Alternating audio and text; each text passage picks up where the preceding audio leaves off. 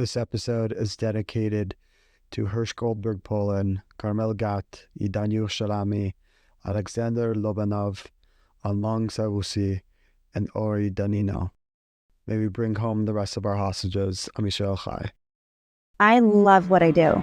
Like when I wake up, I'm like, I want to do I want to get to work. I want to think about all the different, products and designs, and I genuinely love doing it.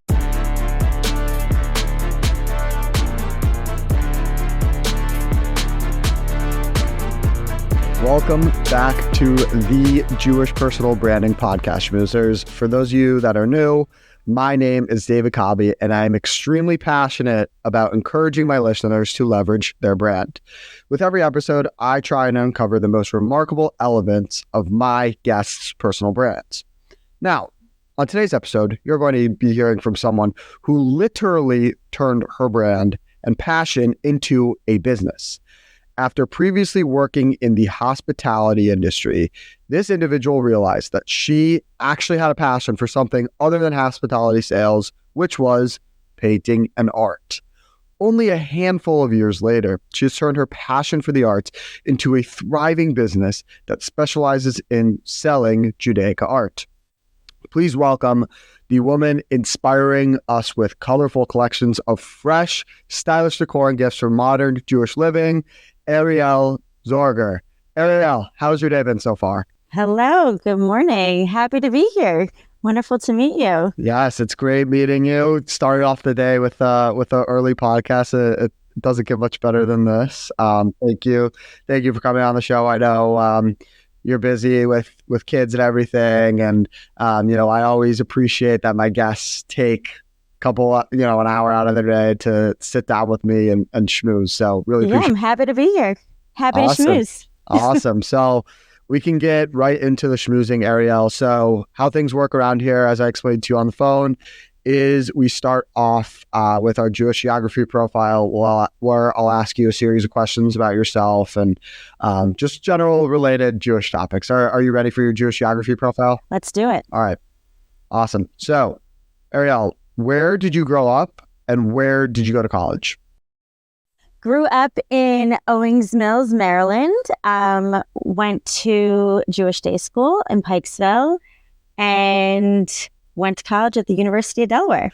We love Maryland guests. As many of you know, listeners that have listened to the show before, I'm currently living in Baltimore, and it's funny. Arielle, Owings Mills and Baltimore are very close to each other. And when I was talking to Arielle on the phone, I was like, oh yeah, I live in Baltimore. I work at, this company. And Arielle was like, oh my God, I literally know two people. I think it was your brother-in-law that also works there, right? Yes. So not only do I know two people, but my sister and my brother-in-law. Sister and brother-in-law. We got there. Jewish geography done. Exactly. So speaking of the DMV, I know you've lived in both DC, but also the Baltimore, Pikesville, Owings Mills area, whatever you want to call it. Of those two communities, which one was better? Wow. I'm only going to say DC because that's where I started my family and had my two kids. However, most recently, we relocated to Baltimore for a few months, and it was the best coming home. So it's close, but they're both amazing. I think DC is also, I feel like, a little bit more maybe widespread in terms of who's in their Jewish community. When I was in College Park, I spent a lot of time in DC, and they have a bunch of kosher restaurants. That it's a very underrated Jewish community. It is, but it's awesome, and it's a mix of a lot of young families and young professionals. And we grew up not even grew up, but when I first moved to DC, we went to 6 and I all the time, and that was like our thing Friday night.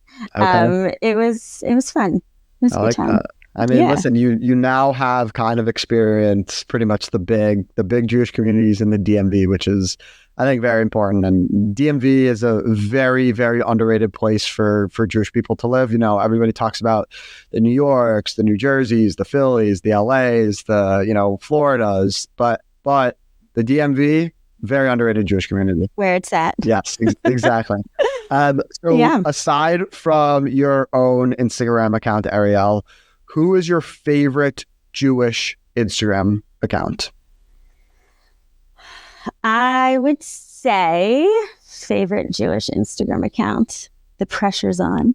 I love Lizzie. Okay. Just go in there because I love her fashion and I love her voice, and just mixing the two together resonate with me. Nice.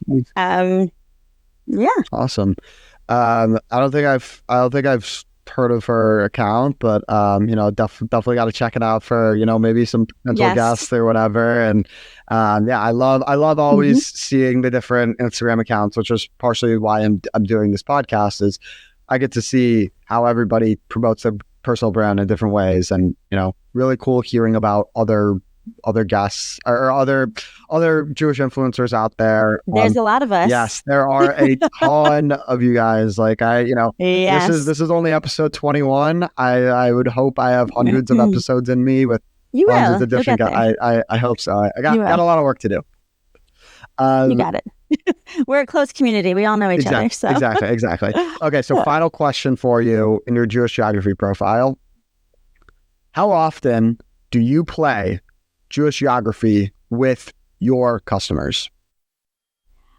I would say a lot, because there's always a chance that you are going to know somebody, and when they say they're from XYZ town, or the synagogue, or you're doing wholesale, I'm like, wait a minute, I know someone who lives there. What's the chance? And chances are somebody knows somebody, even if it's not on the first go round. But it is very common that we play Jewish geography. I think it's like the excitement that we have. Yes. Yes. I don't know. Something special about it. It's Jewish geography is such a fun game. I always joke with people, like, majoring in Jewish geography would be such a good major to have in college, because it's like you building your network. I actually we could run it. I know. Why not? Like, we could. It's like in our DNA. Yeah, I know. It's a really fun game to play. And so before you started Arielle Zorger Designs, and you had all these Jewish customers, you were actually in the hospitality industry. You worked in a bunch of sales roles, where you learned different schmoozing tactics, and I'm sure that's helped you a ton with your business, which I definitely want to get. It hasn't. Yeah, exactly. Yeah.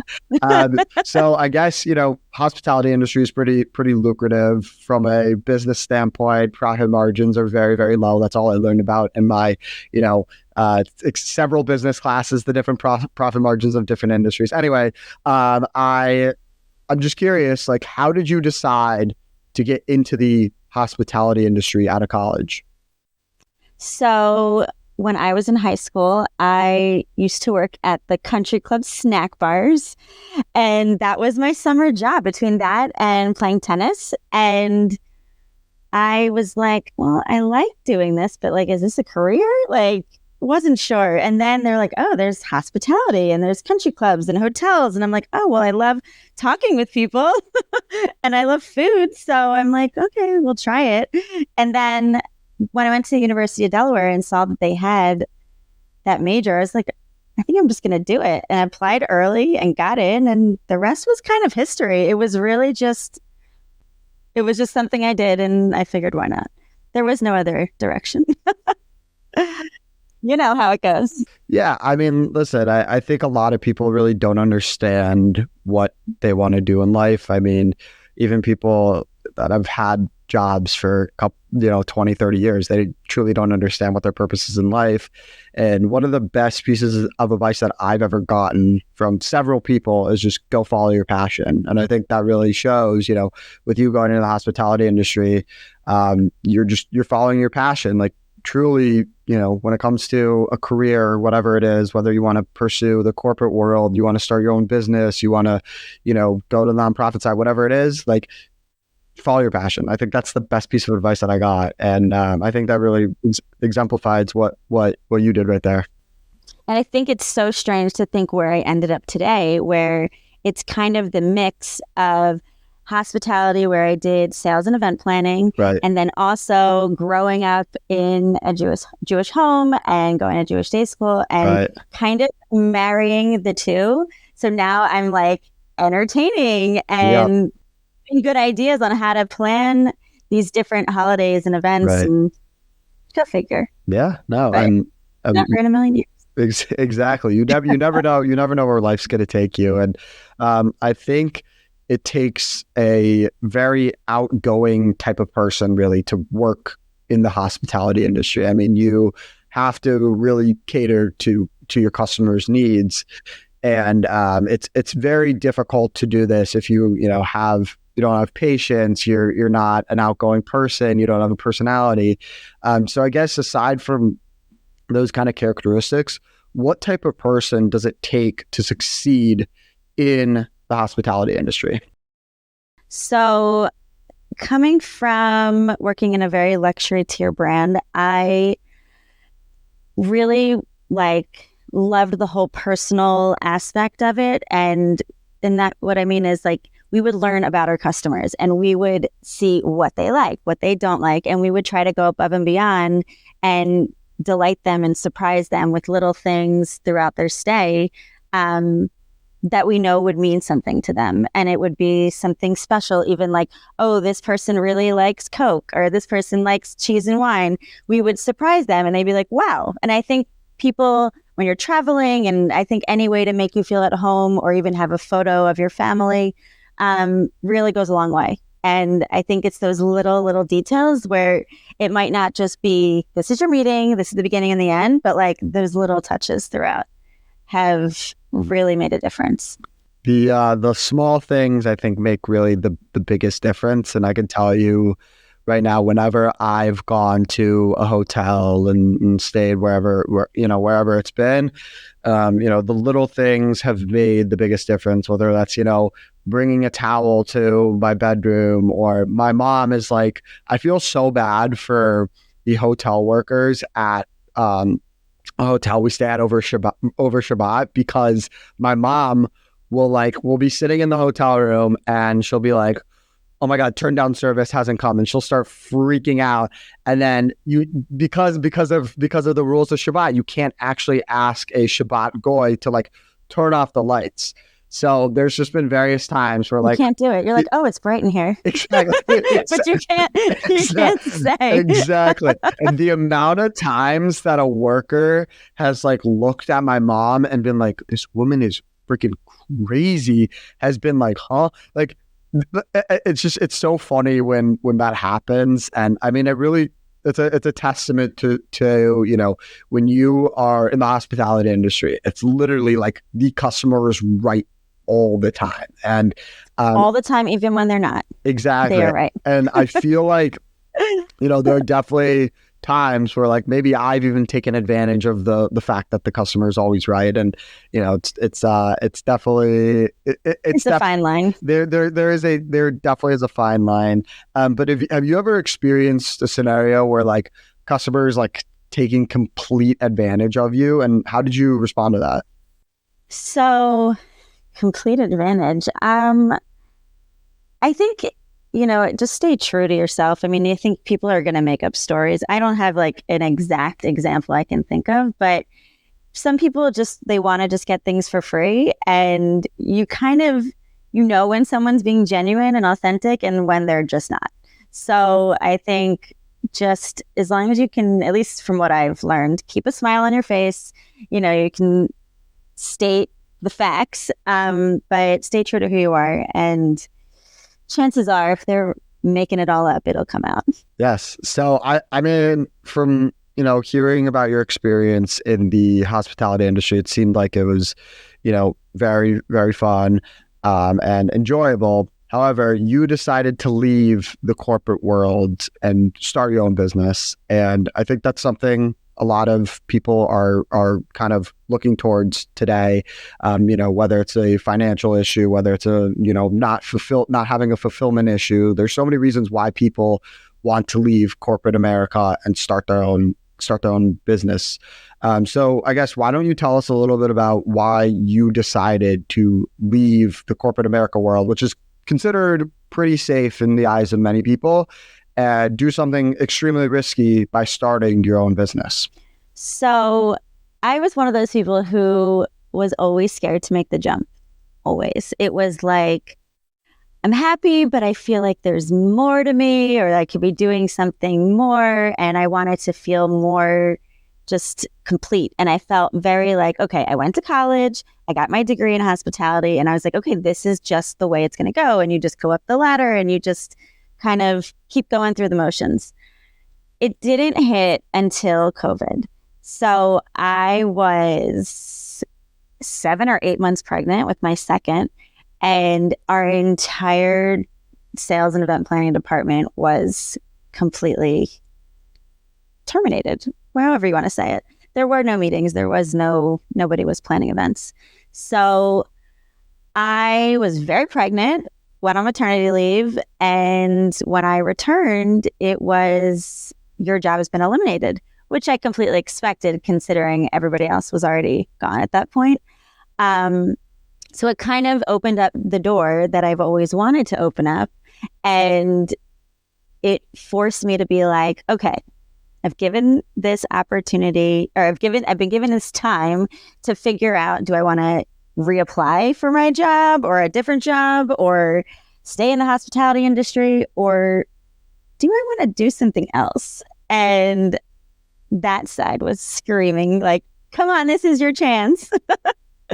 So I kind of just gave it a chance, and I was painting throughout maybe 2 years before this happened. And it was more just as a mental health hobby. And I did a few markets in DC, and it just was evolving. It was not even close to what it is today. Super new. And I took the chance, and here we are. But it was not easy, because you think, okay, insurance, you think the paycheck, all the things. I don't know how to run a business. There's all the things that go into this, but I think trusting yourself and knowing that in your heart you believe in something is just priceless, and you can't be taught that. It's just kind of like in you. So yeah, I took the chance, and here we are today, 5 years later. So I can't say I regret the decision.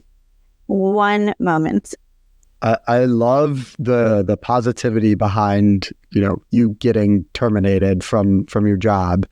I think a lot of people, when they get fired, they get very, very down on themselves, and they kind of end up in this rut and don't really know how to cycle out of it. But what you did was, you were like, okay, I'm going to take this opportunity to, COVID, literally probably one of the craziest things that will happen in our lifetime, to, brainstorm an idea of how I can make my passion a business. And going back to, why you started painting, I know you mentioned it was more for mental health reasons, which is something that people don't really like to open up about. But I guess, what about painting? Like, what about it helped you, I guess, have peace of mind? Sure. So I get asked this a lot, and I was never open about my mental health until maybe 4 years ago. It hasn't been a while, but ever since I opened that door, it's been like such a relief. But there was something about going to the store, the art store, buying literally every color that they had, and coming home and just going and letting yourself be free. And it didn't matter what you were painting. There were no rules. It was literally like, I need something that is just me. And this was before my second was born. So right after my first was born. And whether you have postpartum or, trying to figure out your role as a mother. And I just needed that time to myself. And somehow painting was called to me. I was never an artist growing up, never had formal training.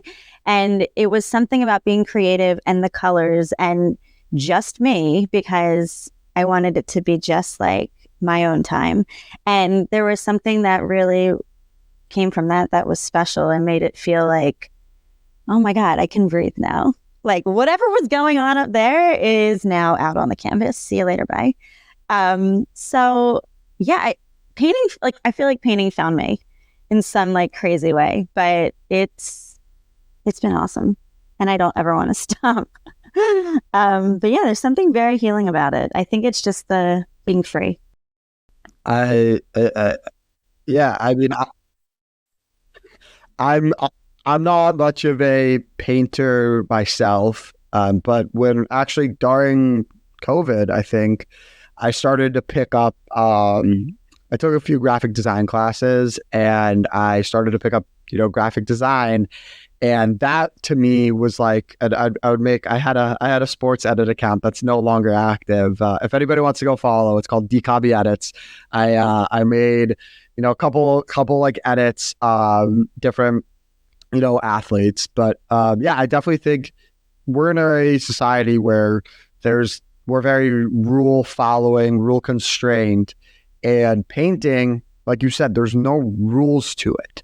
You do whatever you want. There's nobody there to judge you. There's nobody there to tell you, what colors you want. I love how you said you bought every single color, which I think is so cool that you didn't really like limit yourself to. My husband wasn't so thrilled, but I mean, it still shows that like you were open to really doing anything with your artwork, which I think is very cool.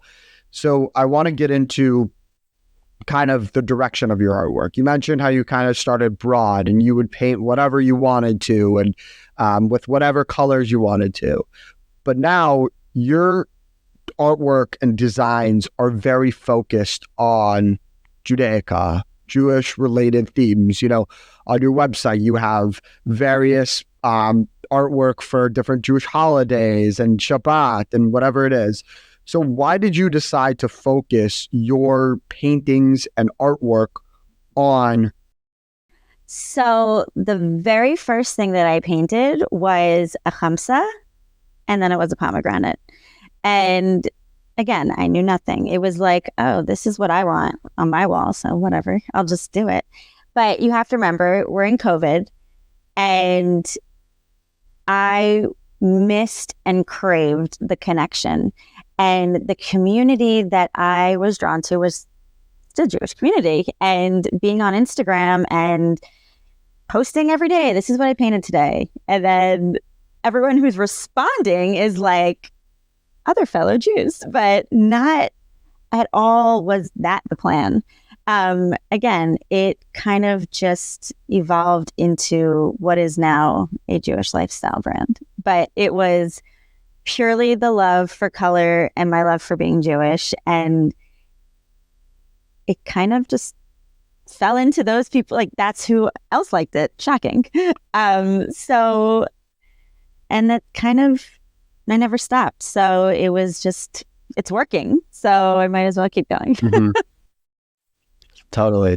And similar to you, starting this podcast, I didn't know who I was going to target and who I wanted to, tailor this podcast towards. And first thing in my head was Jewish people. Yeah. Like we got that connection. It's the, go back to Jewish geography. It's the Jewish geography connection. It's the connection. It is. I think that is what kept me going. I think the feedback, the support, the quiet cheerleaders, or like those who you would talk to all the time when you didn't even know them. And now getting the chance to meet those people is really like you've known them for all these years. But, that's the crazy thing about social media. But it's helped my brand grow in many ways, as crazy as it might seem. Yes, it is. The power of social media today is amazing. And listeners that want to start their own, whatever, Instagram account, business, whatever it is, podcast, telling you right now, like the amount of people and support that you will gain from not just Jewish community, but other people, if you're able to find your niche, like you will get so much support, so much love and encouragement, and you'll find a passion for doing this. And I encourage people to start a podcast or a business or an Instagram account, whatever it is, doing something that they're passionate about. It's never too late. It is ever. never too late. But I think it's great, especially in light of all events that are going on in the Jewish community. We really see this transformative work on social media where we're really coming together and becoming more and more connected with each other through social media, through, in-person events, meetups, whatever it is. Like the Jewish community, I think, is getting so much stronger by the day, in light of every single thing happening. And that's kind of something that like keeps me going. And a big Jewish principle is giving back to the communities. So I want to talk about different ways that you were able to give back to the Jewish community through leveraging your brand, specifically when it comes to supporting the IDF. I want you to talk a little bit about the work you've done in that area and how you've been able to make an impact on helping fellow Jews around the world. So I was struggling with, what can I do? Who am I? Just, a few years having this company, and I was like, day in and day out, I have to do something. And I thought to create a fundraiser where 100% of my profits would go to the IDF and to Jewish organizations. And I was able to leverage my brand and have my prints part of this fundraiser. So anyone who would buy an art print, the profits would go to these organizations. And I was blown away with the response. And I still, to this day, I remember just trying to get in the green. When you're like, okay, I'm going to break even this year. But then it was to have money to then give to other people was the best feeling ever, because you never would think that you're trying to survive. And then it's let's just do this for other people. It makes you feel good. It makes other people feel good. And, when you're stuck with how do I make a difference and what can I do? There's always a way. And I think you just have to work with what you have and see if it can work. But yeah, I think doing that fundraiser last year was unbelievable. So proud of it and very grateful for everybody who helped. Giving back feels amazing. I think really within the Jewish community, the reason why it's so strong is because we constantly give back, whether that's financially giving back or, I feel like people like you and my podcast guests are giving back in the sense that they're responding to a 22-year-old that wants to, annoy them for an hour with questions about themselves, whether it's $1, $1 million, 1 minute, or 1 million minutes. There's so many different ways that we can give back to the Jewish community. And I think, your fundraiser is just a testament of how you use your brand to help the IDF raise money for, quite frankly, saving the Jewish people. I think we all were kind of we need that brightness, that light, the color of our traditions to just shine out to the world. And I think because what I was doing was also helping and healing those who were receiving the art, I think it was just, we were needing that at the time. By the way, your artwork is phenomenal, which I'm sure before this episode, I was looking on your website and I was just reading the reviews. And first of all, I saw that you have 500 reviews. You only have, of those 500 reviews, I think your total rating is 5 stars. You only have, your lowest review was 4 stars. That's unheard of, especially when it comes, especially when it comes to Jewish. I know what you're going to say. I know what you're going to say. They'll have a kvetch about the little, Arielle, the paint was chipped right here. Can I get a refund? Oh, blah blah blah. But you've worked on tons of artwork and pieces that you've sold to Jewish people to have modern Judaic art in their homes today. So I guess, what is your favorite piece of art that you've worked on so far? If you have a favorite, you can choose, a few if you really can't. But what was your favorite piece of art? And tell us a little bit about how you designed it. Okay, sure. But I'm going to back up to what you said, and then I'll answer that question. But I would say we are our worst critics by far. I think that I just wait patiently, like, someone's going to hate this. They're going to be like, why did I get that? Like, you think all these negative thoughts, you do it to yourself. Like, I'm just letting everybody know, we do it to ourselves. But it's hard not to think that way. But yeah, when you put yourself out there, like, people are going to have their opinions about it. So, you never know. But yes, thank you for noticing. But my favorite piece, I would say, is one of my new pieces. I think, because it's been just a wild year. The painting that I did of all the rainbow Israeli flags, because one, my goal is to like fill the canvas till there's zero white. A lot of the times, not all the time, but a lot of the times. And when I can get to that point, you're like, oh, I finished.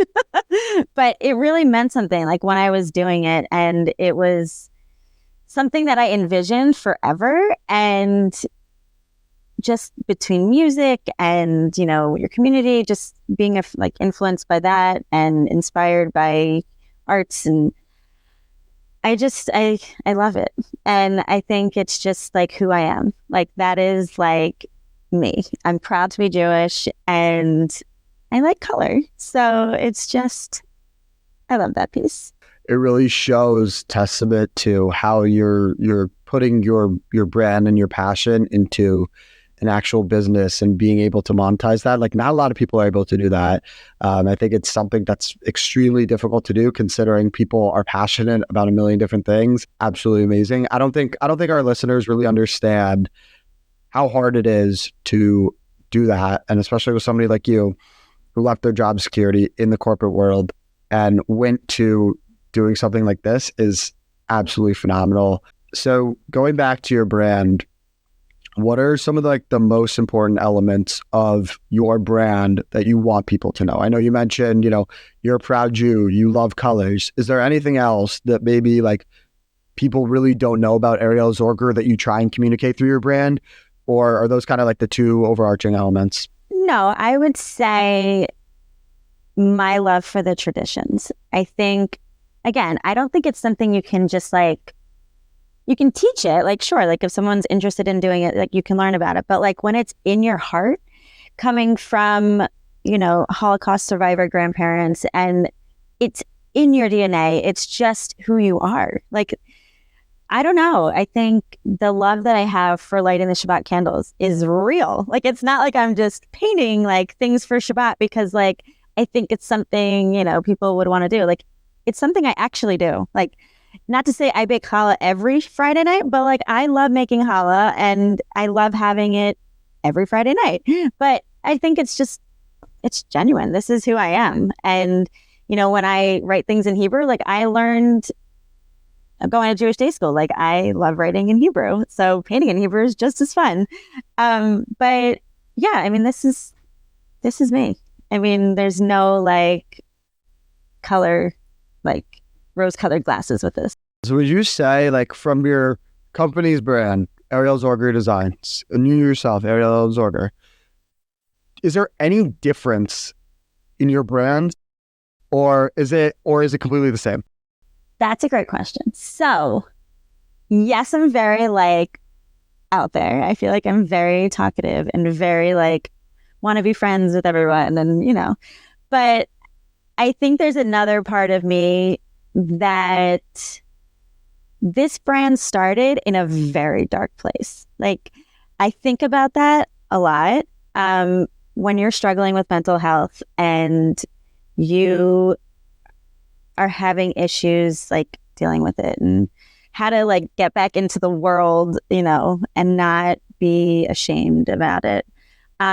Like it came from a very dark place. Like it wasn't like, oh, I want to paint because I want to paint. And it was like, I needed to get through this that I was dealing with. And yeah, I think that's the spin on the whole thing, because that's where it started. I mean, I can't deny that. And that's just kind of like the truth of it. I mean, thankfully now I love what I do. So it's not like I'm struggling on the inside anymore, which is great, but it's still, you don't forget where you came from. But I also think it's funny because I don't actually put my art up in my house. I am very like black and white, and like I like color, but like me personally, like I will wear black 90% of the time. Like that is just my comfort zone. So I think that's also something to say. It's kind of different, but personality wise, I would say my brand and I are pretty much the same, but there's more to that. It's so interesting that you don't put your own artwork up in your house. Like that is insane. I know. Amazing. Like, is it? You, I mean, I guess like, I know you said you like wearing black and you're very, I guess black and white person in terms of how you like to design your house. But why, I guess like playing devil's advocate here, why are you not exhibiting your art in your own house? Is it's coming from a place of being humble? Is it you truly don't like, how it looks on the wall? Like what is it about your art that you don't like? So I love my art.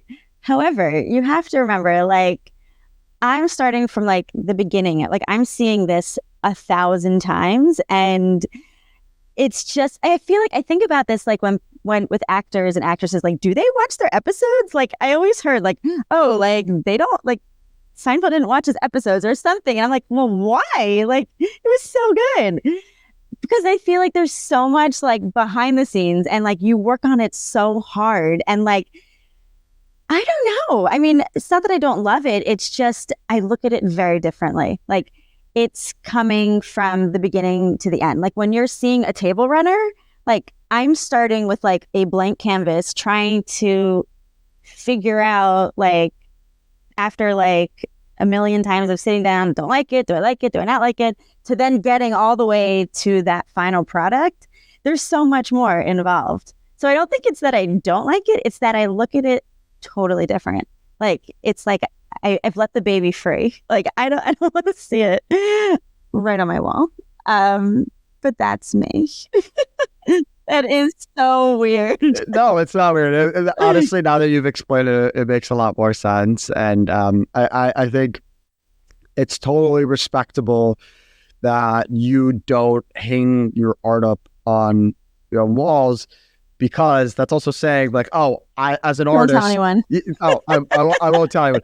You're not being open to other artists' ideas. And I think one of the big things about being an artist is you get inspiration from literally everything, whether that's a TV show, other artists, music, whatever it is. We talked a lot about how you get inspiration from Judaism. Is there any other artist, TV show, music, whatever it is there anything else that gives you inspiration for your art? Or are you kind of just like, I think of this and I'm going to go with it? So number one inspiration are my girls. I think just showing them that your mom can do it and you're a strong woman, and like you're going to do what you want in this life, and you're not going to take no as an answer. When like, I think I was turned down a million times when I tried to get a manufacturer, and they're like, no, we only produce X quantities, and we're not going to do these one-offs. And like, I mean, the doors were shut 5 million times, and I did not stop calling. And I was like, well, how about now? I was that person. But I want them to be inspired by what I've done, what I've built. And I think just them seeing this day in and day out, and, I want to be that role model, and I want to inspire them to follow their heart. And having kids by far was the best thing that I've ever done in my life. Not just saying it, it sounds cliche, but it's true. Like your heart is literally walking out. I forget the quote, but like your heart's walking outside of your body. It is very much how I feel. It's very, very cool to hear that, especially, obviously I'm not a mother, but I'm very, very close with my mother, and we have a very, very strong relationship. And, hearing that you take inspiration from your kids is amazing. People don't really understand that kids, when they're young, they are so creative and their minds are open to everything because their world has not been skewed yet. So really, you're drawing inspiration. So really, wait, I should be thanking your kids for all the 5-star reviews, not you. Wait, hold on. Yes, because they're the ones who are like, Mom, what are you doing? Or I'm going to paint over that because that's not good enough. Wow. Wait, no. Have they actually? They will do that.